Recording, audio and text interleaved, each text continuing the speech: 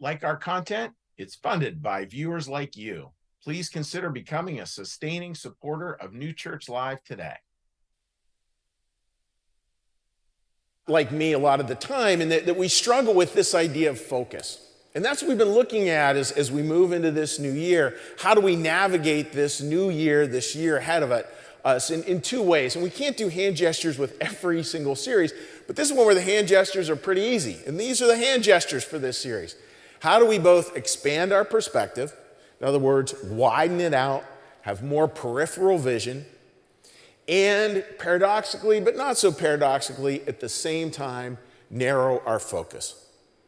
Expand our perspective, and at the same time, narrow our focus. It's interesting when you think about this idea of focus, I was thinking, well, what are the signs when we're not focused? And I think, signs we're not focused, oftentimes we're distracted.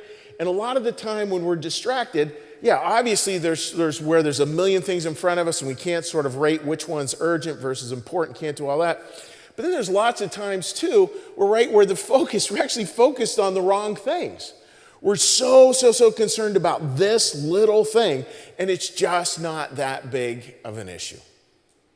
I think back to a previous job that I had, and two neighbors were going at it, and it was part of the administration of this group, and anyhow, like two neighbors were going at it, and they were going at it over the color of the tarps on their wood piles. And I'm thinking to myself, you have way too much time on your hands. Those are the issues we're wrestling with. Way too much time on your hands. And those issues, they can feel so important and so critical, and we got to get this solved, and obviously, we have the right answer, they don't. We got to get it solved. And it's not to, again, throw anyone else under the bus, because we could go around and each of us could pick that. And if you're not sure what that is and you happen to be married, just ask your spouse. I guarantee they'll be able to tell you the things that you worry about that in their mind are just like, really? So today is about trying to find more and more focus and really trying to choose it. Like, how do we really choose to be more focused in our lives? Because that focus is so much about where God wants us to be. It's interesting, right? Two great commands. Love the Lord your God, love your neighbor. And it's not the plural there. It's not love the Lord your God and love your neighbors. It's love your neighbor. It's literally who is right in front of you.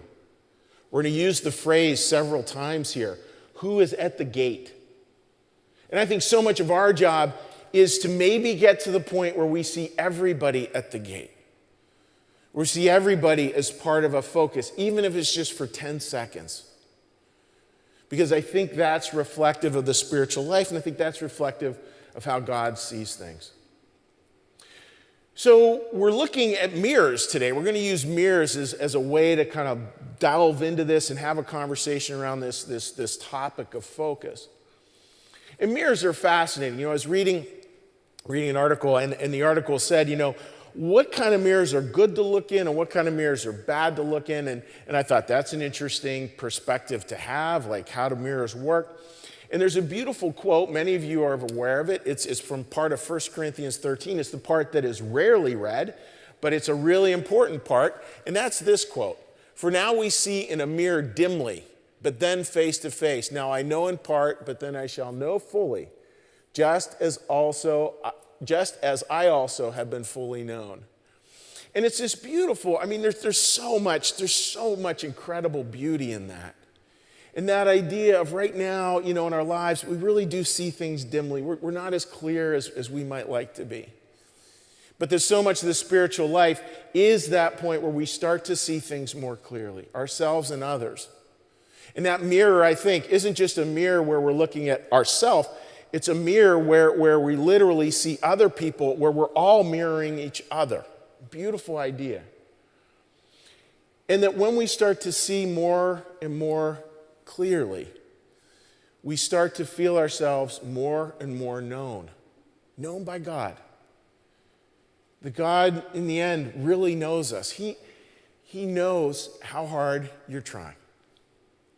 He knows that you're waking up every morning trying to do the best you can. I've never met anyone who woke up in the morning trying to do the worst they could. People really do try. And that idea of seeing dimly and then seeing more clearly, I mean, there's so many examples we could use from it. I'm going to use one from my teaching career, actually. This was a beautiful evening, and we got invited over by a local church when I was teaching up in the Poconos. Got invited over by a local church, and the church that evening was featuring somebody who'd been like the National Educator of the Year, National Teacher of the Year. And he didn't talk specifically about this seeing dimly in the mirror, but the exercise he talked about was one that was so clear, like, wow, that is a way to see more clearly. That is a way to see people really feel like we're really coming to know other people. And this teacher was talking about the kid. Now, I can tell you as a former teacher myself, there's always the kid. Matter of fact, most classrooms, there's more than one. That kid who just is hard, just is difficult.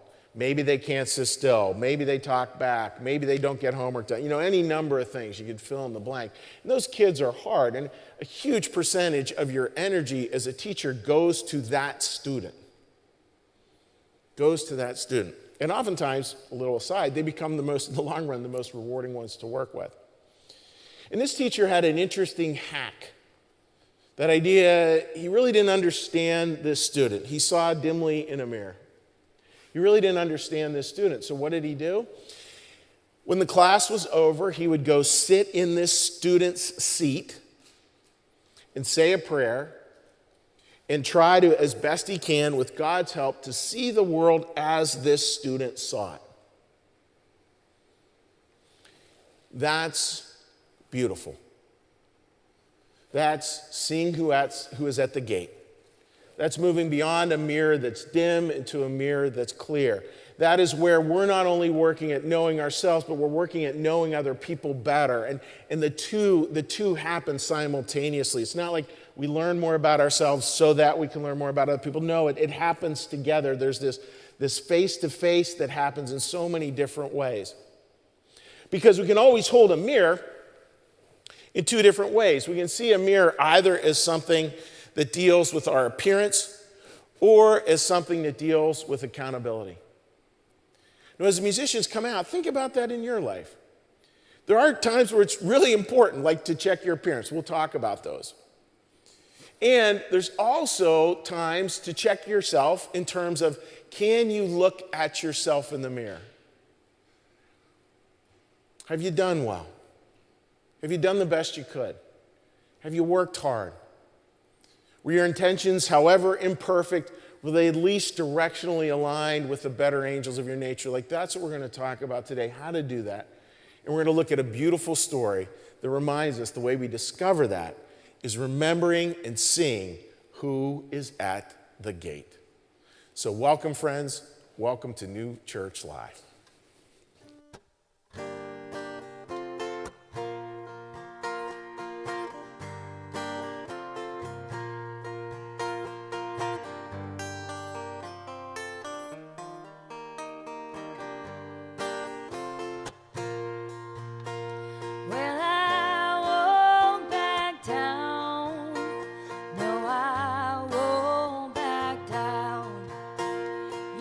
Send me up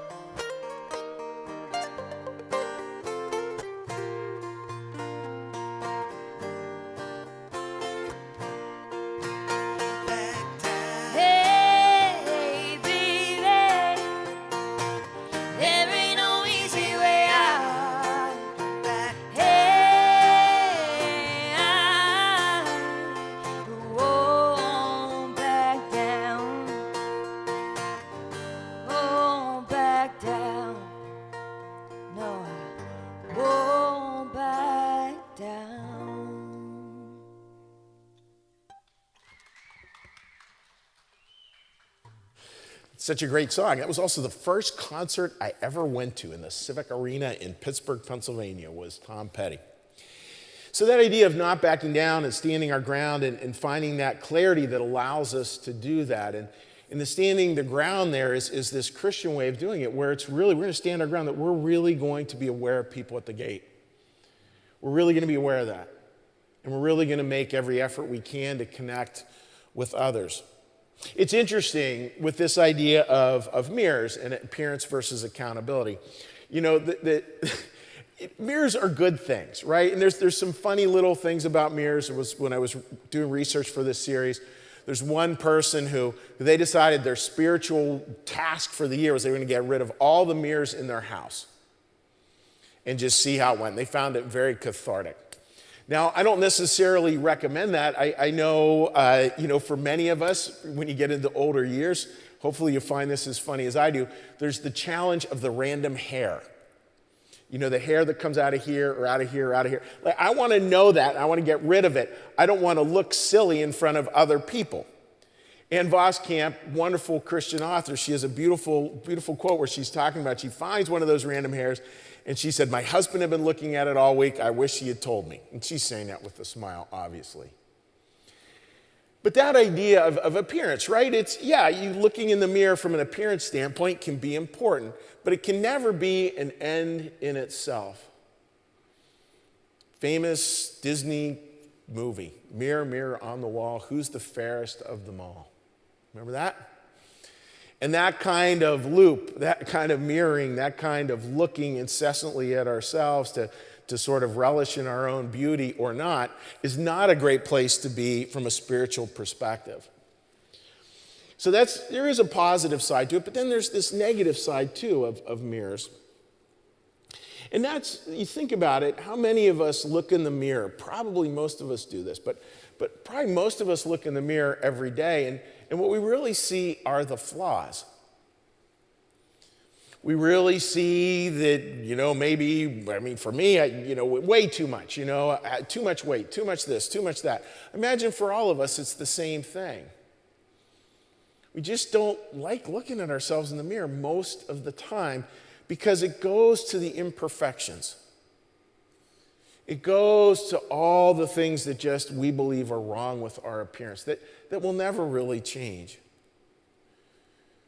You just think of someone who sees themselves in the mirror and they've got all the little crow lines around their eyes and around their mouth and one person, they will probably see that as, look how wrinkled and old I am, and probably somebody else sees them as, boy, every time you smile, all those little lines just light up your face.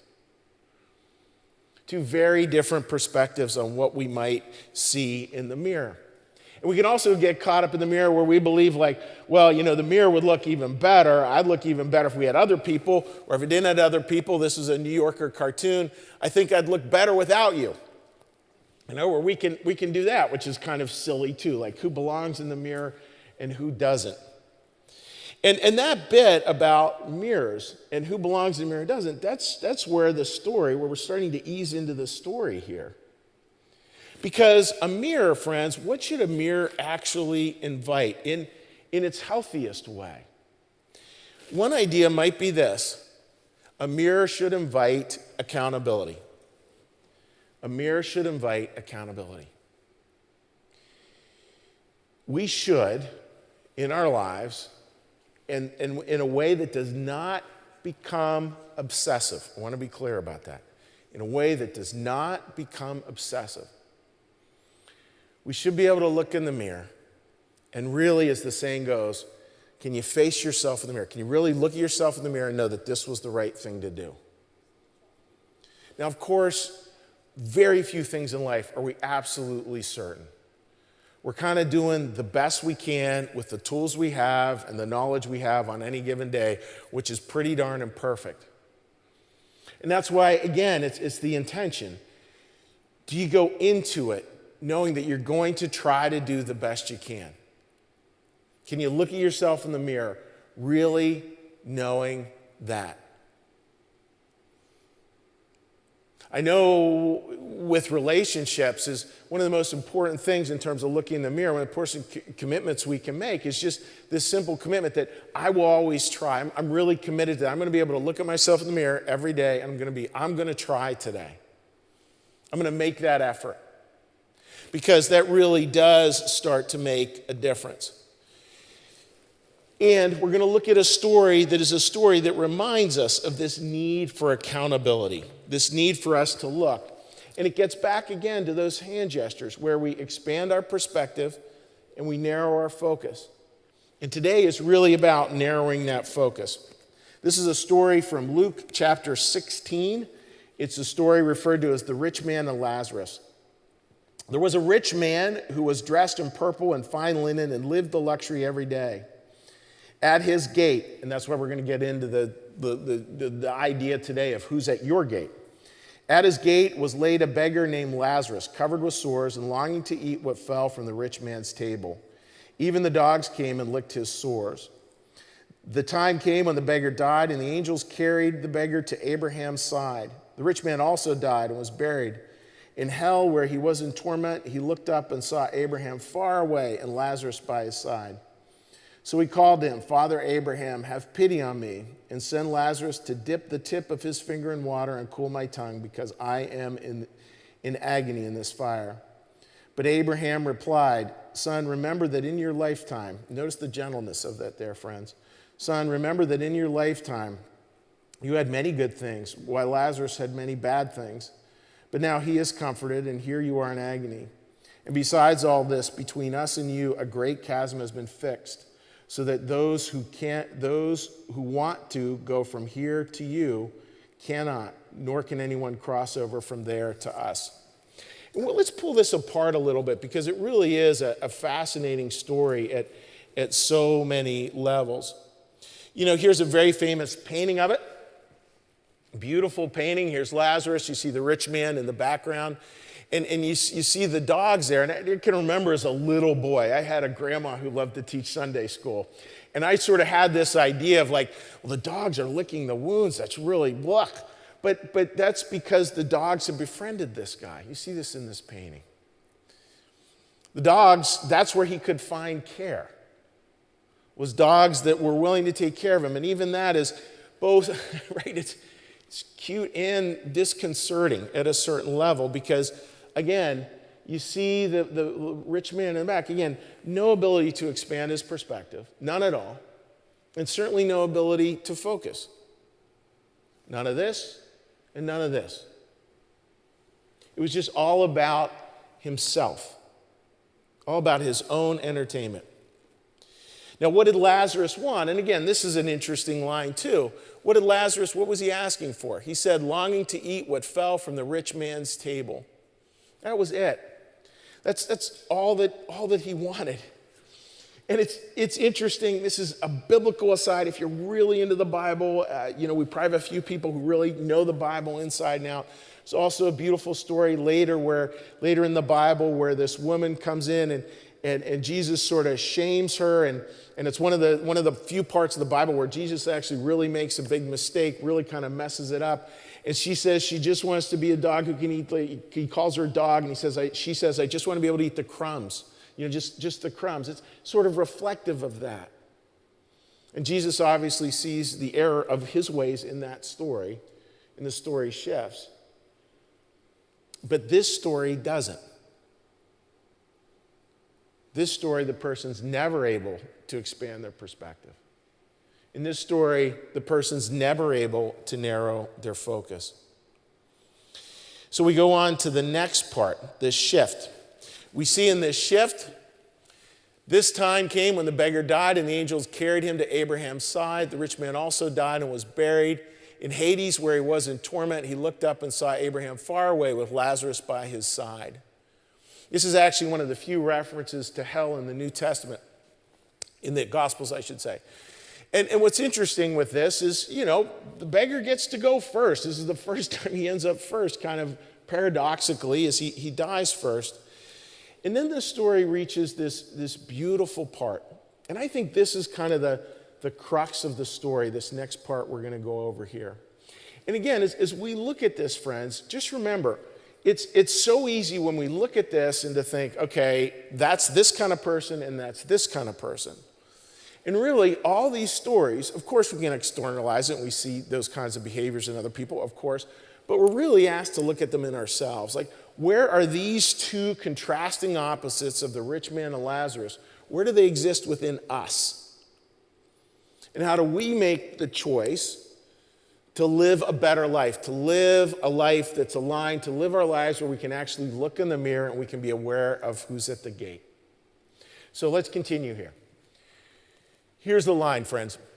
So he called to him, Father Abraham, have pity on me and send Lazarus to dip the tip of his finger in water and cool my tongue because I am in agony in this fire. Now I just want to pause there for a minute. What's the great irony in that particular quote? And you don't have to shout it out, just want you to think it. What's ironic there? Let's look at the picture. Here's the rich man, here's Lazarus. Rich man is in a position like this, Lazarus is in a position like this. Lazarus then dies, and all of a sudden the roles are reversed of sorts. But with this story, one of the really interesting parts is the rich man still saw him as his servant. He didn't see him as a person. He didn't see him as anyone but who should wait on him.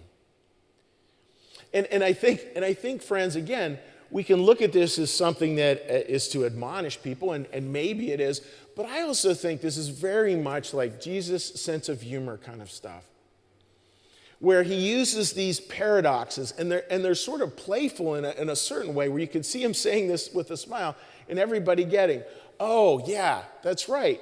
That's right. He didn't get it. He couldn't shift the roles. He still couldn't break his paradigm.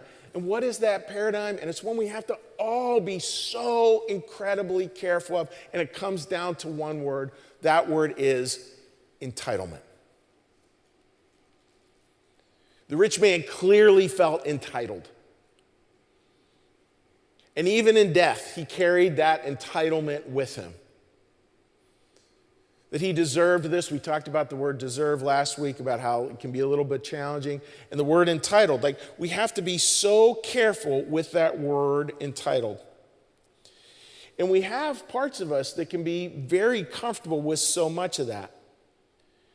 They can be using comfort and entitlement. And comfort plus entitlement, a lot of the time, what do you imagine it creates? One possible answer of what comfort and entitlement create is they create distance. Entitlement and comfort create distance. And notice, again, the way that this is addressed, it's addressed with Abraham talking to him and going like, son. You know, it's this gentle phrase like, son, take a look at this. Take a look at how you're holding entitlement. Take a look at how you're holding this part of your life. It's a beautiful line. And then we get to this. What we're trying to do is that idea, we're trying to see a lot more clearly in the mirror. And here's a passage from the book Secrets of Heaven that's talking about this, like how we have to change this. Because charity is absent, faith itself becomes unclear. When asked what faith is, some describe it as a way of thinking, others as trust, others as religious knowledge. A few say it is life shaped by that knowledge. Almost none say it is a life of charity or mutual love. And I think when we look at it in this story, I think we could hold it, and I'll come back to this in a second, that it's sort of where we're way up here, and we just sort of have all our conjectures, and we have our level of comfort, and we've created a faith system that allows us to be incredibly comfortable. And a faith system that allows us to be incredibly comfortable and incredibly distant is totally missing the point. If our faith systems allow us to have distance between other people, we're missing the point. It's never about increasing the distance. It's always about closing the distance. Let's go on. When this is pointed out here this is talking about angels and people going to the next life. When this is pointed out, they're invited to reflect. The response is always the same, that all love begins with oneself. And so their lives become centered on personal advantage and worldly gains. The result is a life turned inward, a life of self-absorption. Could we scroll back to that painting, perchance? The slide with the painting. If we get back to that. There we go. So you see, there's the life at the top. You know, it's the life of complete self-absorption. It's really the only concern there. And when we have a life of self-absorption, is it possible to widen our perspective? No. Is it possible to narrow our focus? Absolutely not. Can we go back to that passage? Thank you for that, by the way. The result is a life turned inward, a life of self-absorption. Now there's caveats to this, obviously. And you know, one of the most significant caveats to this is you know, of course, we have to have a certain bedrock love of self. But it's a love of self that's self-confident. It's a love of self that's very humble. It's a love of self that's not self-absorbed. It's a love of self that's clear how to humbly use the gifts that God has given us, and they're gifts, to humbly use those out there into the world. Because this idea, all love begins in oneself, I think from a Swedenborgian perspective, the challenge isn't love of self. It's when we believe that love of self is where it all begins and where it all ends. That it's all about me, myself, and I. All about my cherished opinions. All about this and the other thing. And friends, like, it's obvious, right? Faith, comfort, that self-absorption. You can just feel the distance increasing. Because it never can look outward. And people, in the challenges of the world, grow more and more distant. And remember, you know, in terms of this, friends, God's not asking us to solve it all. He's asking us to solve the problems that are right in front of us. And when we live a life closed off from love, a distance opens that is very hard to cross. And I think that is this line. Between us and you is a great chasm. We can see that distance, right? There's this great chasm. And when we live in this life of self-absorption, you know, the distance just increases and increases. And it just becomes incredibly hard to cross over, to even begin to see it. Because we get stuck in our own rackets.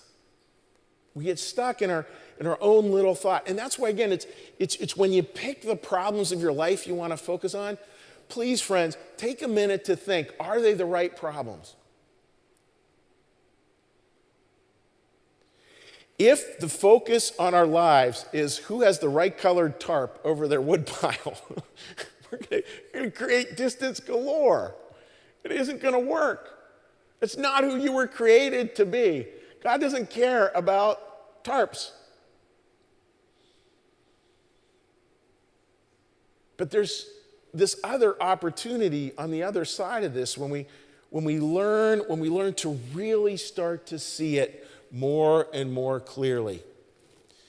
Between you and us is a great chasm, but then what we can do is this. We can see clearly in the mirror. Over time, as we keep on working at it, we're going to see more and more clearly. Now, as we see more clearly, that doesn't mean it erases pain. That doesn't mean it makes all life easier. In some ways, it makes life, frankly, more comfortable. Because, again, I think we have comfort, we have a certain life of faith, we have a certain life of entitlement. There's not a whole lot there that's going to get us to move. But life will inevitably give us those opportunities. Life will inevitably keep on reminding us, well, who is at the gate? And what are we going to do about it? When we come back, I'm going to share with you a very famous historical story of somebody who went through this and really learned to live in a totally different way and made a difference that we get a chance to experience even here, even now.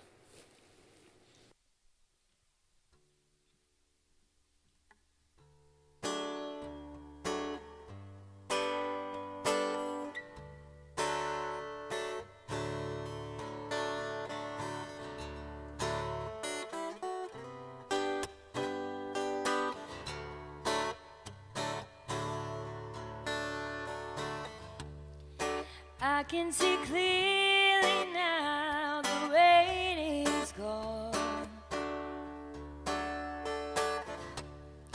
I can see all obstacles in my way.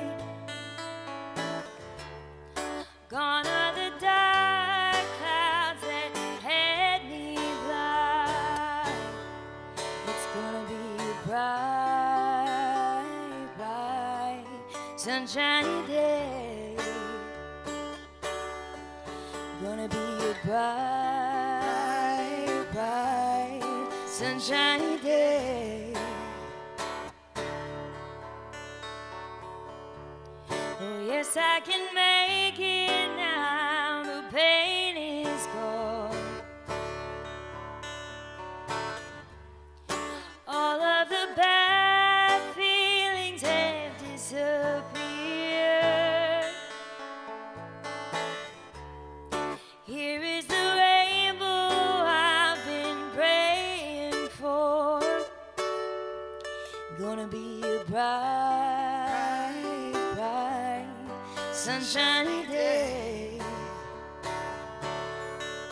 Gonna be a bright, bright, sunshiny day.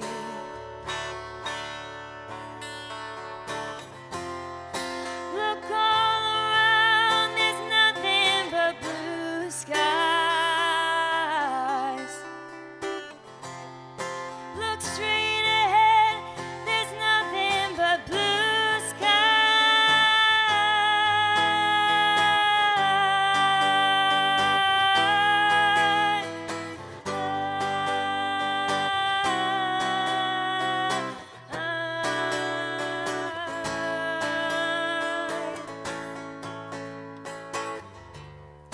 I can see clearly now, the rain is gone. I can see all obstacles in my way. Here is the rainbow I've been praying for. Gonna be a bright, bright, sunshiny day. Gonna be a bright, bright, sunshiny day. Gonna be a bright, bright, sunshiny day.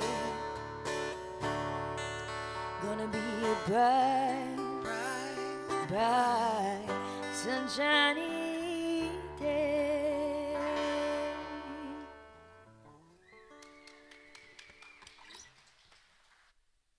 They had a hard time picking out that song for this sermon. What a beautiful song. And I love like the lines in it. I can see clearly now. I can see all the obstacles that are in my way. I mean, again, when we're talking about clarity, we're talking about really being able to see clearly and be able to see who's at the gate. It's not that there aren't obstacles. There are. And I say this a lot, but I think it's so important. We do no favors in the spiritual life if we tell people that all the obstacles are going to disappear. No, we'll just start to see them more clearly. And then this gets even up a level into like this cosmic why, and it's a really important why. When we look at the passage, right? We look at the passage, seeing face to face. Coming back to it, it's a beautiful line, the seeing face to face. For now we see in a mirror dimly, but then face to face. Then I know in part, but then I shall know fully, just as I also have been fully known. I shall know fully. These are interesting lines. These are poetic. And Paul's writing here in terms of poetic truth. Talking about poetic truth. They're beautiful lines there, friends. And it's interesting because I think it's accurate to say seeing these things, it really has two sort of connotations. With accountability, like I'll be able to see face to face. Right now I'm seeing in a mirror dimly, then I'll be able to see face to face. And it's easy to think, like, be able to see face to face. Again, that line, that face to face, that we'll be able to see face to face, and that's both for us and for other people. And I'm not getting the right language around this, but I think you know directionally what I mean. So if you want to live a life of integrity, which all of you do, which all of us do, if we want to live a life of integrity, that means that we have to be able to go to a point in our lives where we can look at ourselves in the mirror, and even despite the failures of life, and every single one of us will have them, we're able to look in that mirror and be able to go face to face, like literally our face coming back at us. I know I tried my best. I know I tried my hardest. I know I was well-intentioned. I know I wanted it to work. I can rest in that. Now, does that mean that we let ourselves off the hook and say we did X, Y, and Z perfectly? No, it's not about that at all. It's about as God sees us, which is that intention, and we're able to look at ourselves in the mirror because we know that despite all the little misses here and misses there and incorrects and losing this and blah, blah, blah, blah, that we're really, really at best very humbly are trying to do our best every day. And maybe this, friends, maybe the only way we really can look at ourselves in the mirror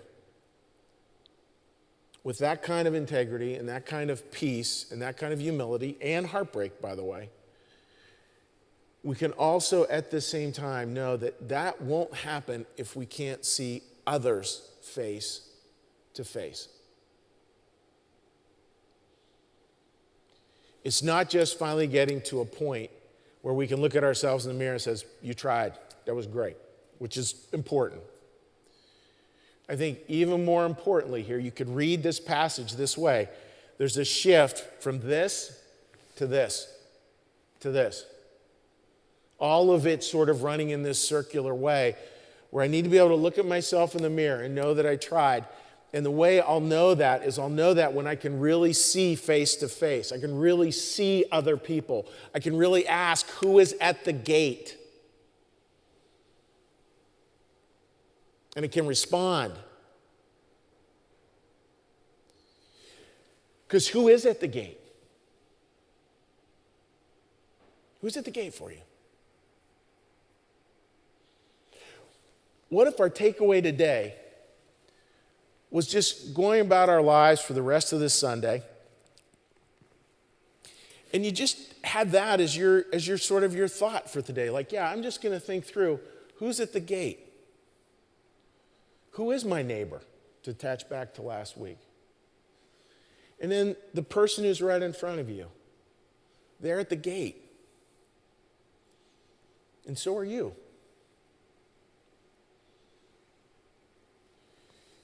Faith then becomes this act of charity and this act of love. And all of a sudden, this is so important. This is so important. Instead of using comfort and faith to create and justify distance between people, now we use faith and love, or faith and charity, or faith and good, whatever phrase, faith and service, whatever phrase you want to use there. And instead of using it to create more distance, it creates this. It creates connection. Please remember the word religion, as we say a lot in here, the word religion, religio, it's Latin for to reconnect. Religion should be what closes that distance. Obviously, there's caveats. Obviously, there's people where we have to keep our distance. Totally get it. But we can't let that become the default. We can't let that become our way of being. We have to see ourselves in this story. And with all these stories, we have to see this story as a call to action. I said I wanted to talk in closing here just historically, and there's so many people I think who we could use, and one of the ones I want to talk about, we used this, we couldn't use the movie clip in here obviously because it would get picked up by AI and blah, blah, blah, and we'd get copyright dings and stuff. But it is a worthwhile clip, it's a worthwhile movie to watch, and it's the movie on Oskar Schindler. So Oskar Schindler was a fascinating man, and Schindler was like the rich man in the story. He was very well off. He was very connected. He was essentially a playboy. with money, connections, a lot of money. The Nazis come in. He figures out a way that he can make money, make a lot of money as sort of a war profiteer. That would be the phrase for him. He's making boatloads of cash, lots of wine, women, and song, like the whole thing. And then he sees Lazarus. Not literally, but figuratively. He sees what's happening to the Jewish people around him in Nazi Germany. And instead of just keeping his distance and figuring out some way to use a faith system, a comfort system, an entitlement system to just expand more and more distance between him and them, he does the exact opposite. And what he does is he creates this thing, Schindler's List, which is the name of the movie. And Schindler's List was he makes these people and he says, these are, I forget the exact phrase, but these are critical war employees. They do critical work in the war. What they were making was pots and pans. And in the movie, there's some famous scenes where he's got a one-arm World War I veteran who's Jewish, and he gives him one of these, gets him on the list because he's critical for the war effort. And then another one where it's his classical violinist, critical for the war effort. You know, he ended up saving like 1,100 people. Because he saw who was at the gate. And he was not going to have distance. He chose connection. And he knew what the penalties could be for that. You know, you're history students, you know what the penalties in Nazi Germany would be for something like that. And there's this incredibly poignant scene at the end of the movie. And we see in the top left here, and what happens is that the people of the camp to celebrate how much he's done for them, it celebrates a loose word here. This is when they've just been freed. The camp has been liberated by the Russians. And what they do is that they go through and some of them give up, gold-filled teeth, and then they create a ring for him. And in the ring, one who saves one life saves the world entire.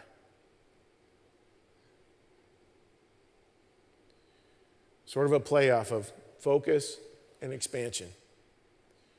Save one life, you save the world. Beautiful. And then Oskar Schindler in the movie has this beautiful scene where he realizes, I could have done this. This car would have been worth 3 people. This pen would have been worth another person. He's realizing all the people he could have traded to get on that list, because to get on that list, he had to bribe a lot of Nazi officials to get people on this list. But he gets reminded as well that he saved 1,100 people. 1,100. I remember reading a book about Oskar Schindler years ago, probably 20 years ago, and this is a directional number, it's not an exact number. One of the people he saved became a real estate developer in New Jersey, one of the largest real estate developers going. So there's 120 or 130 different roads named after Schindler. Schindler's Way, Schindler Avenue, Schindler Circle. It's all named after him. So if you ever see that, or somebody who's watching see that was part of that development. Because that's the legacy that he left. That's where, friends, we're to embrace life in all its imperfections. Like Schindler was not a perfect man. He was an alcoholic. He had all kinds of challenges. It's not that even after this event, he went on to be a saint and live a life of absolute integrity. No one would argue that about the guy. But this was an example of pure goodness. This is an example of how God would have us live. A God who in the incarnation of Jesus Christ, reminder, never said, worship me. That just creates huge distance. But whose constant command was follow me, because that gets rid of the distance and creates connection. So our takeaway, again, really simple. Who's at the gate for you? Who's at the gate for you? Live this week asking that question. Live this week, taking one step at a time into this, into the answer. Amen. What we're going to do now, friends, is now we're coming to our gentle landing here at New Church Live. I'm going to offer a little prayer. We'll do a little blessing. We'll do the Our Father, and then you get to hear some more wonderful music. So please join me. Lord, we thank you for your presence here today.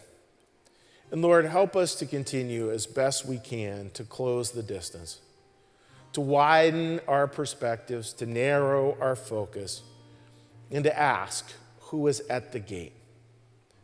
Open our hearts, Lord. Open our eyes.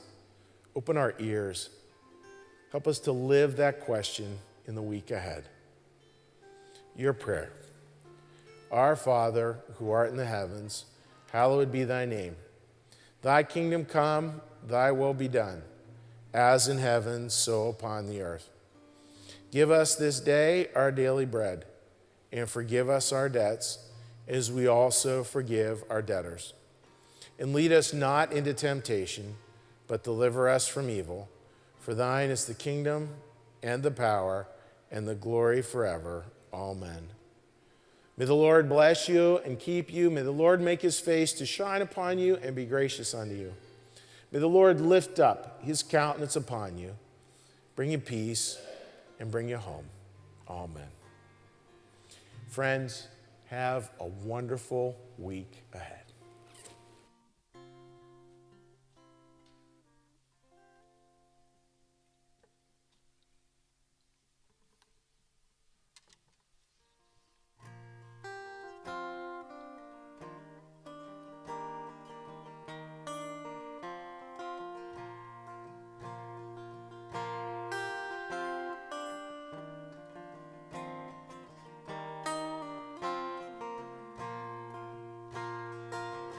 Close your eyes and clone yourself. Build your heart an army to defend your innocence while you do everything wrong. Don't be scared to walk alone. Don't be scared to lie again. There's no time that you must be home, so sleep where darkness falls. Alive in the age of worry, smile in the age of worry, go out in the age of worry and say, worry, why should I care?